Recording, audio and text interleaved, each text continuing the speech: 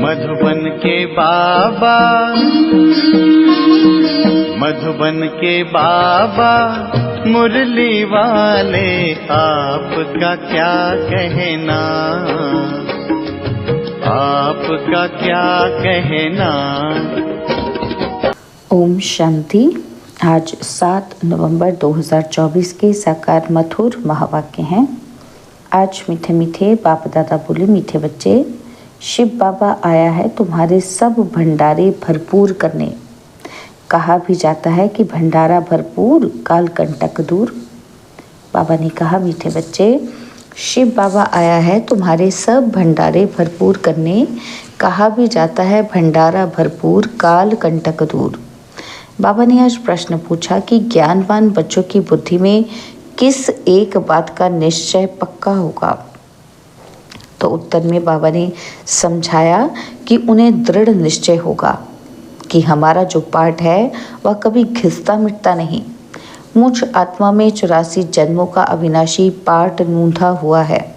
यही बुद्धि में ज्ञान है तो ज्ञानवान है, नहीं तो सारा ज्ञान बुद्धि से उड़ जाता है। ओम शांति। बाप आकर रूहानी बच्चों प्रति क्या कहते हैं, क्या सेवा करते हैं। इस समय बाप ये रूहानी पढ़ाई पढ़ाने की सेवा करते हैं। यह भी तुम जानते हो, बाप का भी पाठ है, टीचर का भी पाठ है और गुरु का भी पाठ है। तीनों पाठ अच्छे बजा रहे हैं। तुम जानते हो वह बाप भी है, सद्गति देने वाला गुरु भी है और सबके लिए है। छोटे बड़े बूढ़े जवान सब के लिए एक ही है। सुप्रीम बाप सुप्रीम टीचर है, बेहद की शिक्षा देते हैं। तुम कॉन्फ्रेंस में भी समझा सकते हो कि हम सबकी बायोग्राफी को जानते हैं। परमपिता परमात्मा शिव बाबा की जीवन कहानी को भी जानते हैं। नंबरवार सब बुद्धि में याद होना चाहिए। सारा विराट रूप जरूर बुद्धि में रहता होगा। हम अभी ब्राह्मण बने हैं, फिर हम देवता बनेंगे, फिर क्षत्रिय वैश्य शूद्र बनेंगे। यह तो बच्चों को याद है ना। सिवाय तुम बच्चों के और किसी को ये बातें याद नहीं होंगी। उत्थान और पतन का राज तुम्हारी बुद्धि में रहे। हम उत्थान में थे, फिर पतन में आए, अब बीच में है। शूद्र भी नहीं है, पूरे ब्राह्मण भी नहीं बने हैं। अगर अभी पक्के ब्राह्मण हो तो फिर शूद्रपने की एक्ट ना हो। ब्राह्मणों में भी फिर शूद्रपना आ जाता है। यह भी तुम जानते हो कि पाप कब से शुरू किए हैं। जब से काम चिता पर चढ़े हो तो तुम्हारी बुद्धि में सारा चक्र है। ऊपर में है परमपिता परमात्मा बाप, फिर तुम हो आत्माएं। यह बातें तुम बच्चों की बुद्धि में ज़रूर याद रहनी चाहिए। अभी हम ब्राह्मण हैं, देवता बन रहे हैं, फिर वैश्य शूद्र डिनाइस्टी में आएंगे। बाप आकर के हमको शूद्र से ब्राह्मण बनाते हैं, फिर हम ब्राह्मण से देवता बनेंगे। ब्राह्मण बन कर्मातीत अवस्था को प्राप्त कर फिर वापस जाएंगे। तुम बाप को भी जानते हो, बाजोली व 84 के चक्र को भी तुम जानते हो। बाजोली से तुमको बहुत इजी कर समझाते हैं, तुमको बहुत हल्का बनाते हैं ताकि अपने को बिंदी समझ और झट भागेंगे। स्टूडेंट क्लास में बैठे रहते हैं तो बुद्धि में स्टडी ही याद रहती है। तुमको भी ये पढ़ाई याद रहनी चाहिए। अभी हम संगम युग पर हैं, फिर ऐसे चक्र लगाएंगे। यह चक्र सदैव बुद्धि में फिरता रहना चाहिए। यह चक्र आदि का नॉलेज तुम ब्राह्मणों के पास ही है, ना कि शूद्रों के पास। देवताओं के पास भी ये ज्ञान नहीं है। अभी तुम समझते हो कि भक्ति मार्ग में जो चित्र बने हैं सब डिफेक्टेड हैं। तुम्हारे पास है एक्यूरेट, क्योंकि तुम एक्यूरेट बनते हो।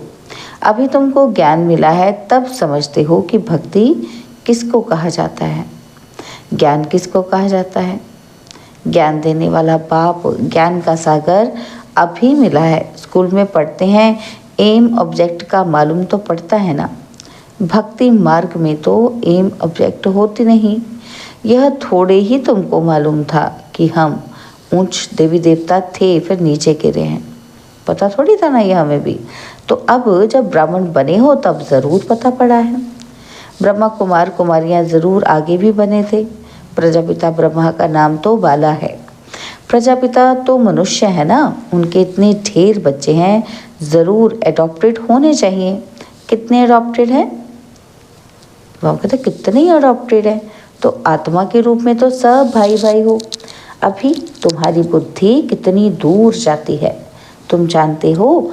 जैसे ऊपर में स्टार्स खड़े हैं, दूर से कितने छोटे दिखाई पड़ते हैं। तुम भी बहुत छोटी आत्मा हो। आत्मा कभी छोटी बड़ी नहीं होती। हाँ, तुम्हारा मर्तबा बहुत ऊंचा है। उनको भी सूर्य देवता चंद्र देवता कहते हैं। सूर्य बाप, चंद्रमा माँ कहेंगे। बाकी आत्माएं सब हैं नक्षत्र सितारे, तो सब एक जैसी छोटी हैं। यहाँ आकर पाठधारी बनती हैं। देवताएं तो तुम ही बनते हो। हम बहुत पावरफुल बन रहे हैं। बाप को याद करने से हम सतो प्रधान देवता बन जाएंगे।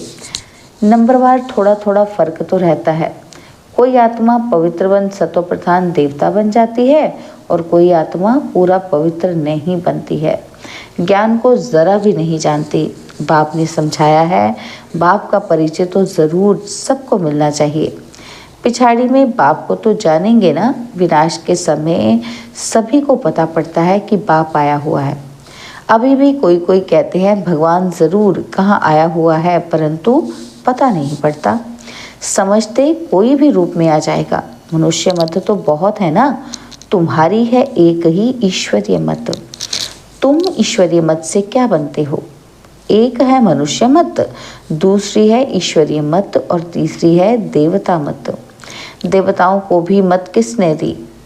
बाप ने। बाप की श्रीमत है ही श्रेष्ठ बनाने वाली। श्री श्री बाप को ही कहेंगे, ना कि मनुष्य को। श्री श्री ही आकर श्री बनाते हैं। देवताओं को श्रेष्ठ बनाने वाला बाप ही है, उनको श्री श्री कहेंगे। बाप कहते हैं मैं तुमको ऐसा लायक बनाता हूँ, और उन लोगों ने फिर अपने पर श्री श्री का टाइटल रख दिया है। कॉन्फ्रेंस में भी तुम समझा सकते हो, तुम ही समझाने के लिए निमित्त बने हुए हो। श्री श्री तो है ही एक शिव बाबा, जो ऐसा श्री देवता बनाते हैं। वो लोग शास्त्रों आदि की पढ़ाई पढ़कर टाइटल ले आते हैं। तुमको तो श्री श्री बाप ही श्री अर्थात श्रेष्ठ बना रहे हैं। यह है ही तमो प्रधान भ्रष्टाचारी दुनिया। भ्रष्टाचार से जन्म लेते हैं। कहाँ बाप का टाइटल और कहाँ यह पतित मनुष्य अपने पर रखाते हैं। सच्ची सच्ची श्रेष्ठ महान आत्माएं तो देवी देवता है ना। सतो प्रधान दुनिया में कोई भी तमो प्रधान मनुष्य हो ना सके। रजो में रजो मनुष्य ही रहेंगे, ना कि तमोगुणी। वर्ण भी गाए जाते हैं ना। अभी तुम समझते हो, आगे तो हम कुछ भी नहीं समझते थे। अब बाप कितना समझदार बनाते हैं। तुम कितना धनवान बनते हो। शिव बाबा का भंडारा भरपूर है। शिव बाबा का भंडारा कौन सा है? अविनाशी ज्ञान रत्नों का। तो शिव बाबा का भंडारा भरपूर, कालकंटक दूर। बाप तुम बच्चों को ज्ञान रत्न देते हैं। खुद है सागर, ज्ञान रत्नों का सागर है। बच्चों की बुद्धि बेहद में जानी चाहिए। इतनी करोड़ आत्माएं सब अपने अपने शरीर रूपी तख्त पर विराजमान है। यह बेहद का नाटक है। आत्मा इस तख्त पर विराजमान होती है। तख्त एक न मिले दूसरे से। सबके फीचर्स अलग अलग हैं। इनको कहा जाता है कुदरत। हर एक का कैसा अविनाशी पार्ट है। इतनी छोटी सी आत्मा में 84 का रिकॉर्ड भरा हुआ रहता है। अति सूक्ष्म है, इसमें सूक्ष्म वंडर कोई हो नहीं सकता। इतनी छोटी आत्मा में सारा पाठ भरा हुआ है, जो जहाँ ही पाठ बजाती है। सूक्ष्म वतन में तो कोई पाठ बजाती नहीं है। बाप कितना अच्छी रीति समझाते हैं। बाप द्वारा तुम सब कुछ जान जाते हो, यही नॉलेज है। ऐसे नहीं कि सबके अंदर को जानने वाला है। यह नॉलेज जानते हैं, जो नॉलेज तुम्हारे में भी इमर्ज हो रही है। जिस नॉलेज से ही तुम इतना ऊंच पद पाते हो, यह भी समझ रहती है ना। बाप है बीज रूप, उनमें झाड़ के आदि मध्य अंत की नॉलेज है। मनुष्य ने तो लाखों वर्ष आयु दे दी है, तो ज्ञान आ ना सके। अभी तुमको संगम पर ये सारा ज्ञान मिल रहा है। बाप द्वारा तुम सारे चक्र को जान जाते हो। इनके पहले तुम कुछ नहीं जानते थे। अभी तुम संगम पर हो। यह है तुम्हारा अंत का जन्म। पुरुषार्थ करते करते फिर तुम पूरा ब्राह्मण बन जाएंगे। अभी नहीं हो। अभी तो अच्छे अच्छे बच्चे भी ब्राह्मण से फिर शूद्र बन जाते हैं। इसको कहा जाता है माया से हार खाना। माया की गोद से हार कर रावण की गोद में चले जाते हैं। कहाँ बाप की श्रेष्ठ बनने की गोद और कहाँ भ्रष्ट बनने की गोद। सेकंड में जीवन मुक्ति, सेकंड में पूरी दुर्दशा हो जाती है। ब्राह्मण बच्चे अच्छी रीति जानते हैं कि कैसी दुर्दशा हो जाती है। आज बाप के बनते फिर माया के पंजे में आकर रावण के बन जाते हैं। फिर तुम बचाने की कोशिश करते हो तो कोई कोई बच भी जाते हैं। तुम देखते हो कि डूबते हैं तो बचाने की कोशिश करते रहो। कितनी खिटखिट होती है। बाप बैठ बच्चों को समझाते हैं कि यहाँ स्कूल में तुम पढ़ते हो ना, तुमको मालूम है कि कैसे हम ये चक्र लगाते हैं। तुम बच्चों को श्रीमत मिलती है, ऐसे ऐसे करो। भगवानुवाच तो ज़रूर है, उनकी श्रीमत हुई ना। मैं तुम बच्चों को अब शूद्र से देवता बनाने आया हूँ। अभी कलयुग में है शूद्र संप्रदाय। तुम जानते हो कलयुग पूरा हो रहा है। तुम संगम पर बैठे हो। यह बाप द्वारा तुमको नॉलेज मिली है। शास्त्र जो भी बनाए हैं उन सब में है मनुष्य मत। ईश्वर तो शास्त्र बनाते नहीं। एक गीता के ऊपर ही कितने नाम रख दिए हैं। गांधी गीता, टैगोर गीता आदि आदि ढेर नाम है। गीता को मनुष्य इतना क्यों पढ़ते हैं? समझते तो कुछ भी नहीं। अध्याय वही उठाकर अर्थ अपना अपना करते रहते हैं। वह तो सब मनुष्य के बनाए हुए हो गए ना। तुम कह सकते हो मनुष्य मत की बनाई हुई गीता पढ़ने से आज यह हाल हुआ है। गीता ही पहला नंबर का शास्त्र है ना। वह है देवी देवता धर्म का शास्त्र और यह तुम्हारा ब्राह्मण कुल है। यह भी ब्राह्मण धर्म है ना। कितने धर्म हैं, जिसने जो धर्म रचा है उनका वह नाम चलता है। जैनी लोग महावीर कहते हैं और तुम बच्चे सब महावीर महावीरनिया हो। तुम्हारा मंदिर में यादगार है।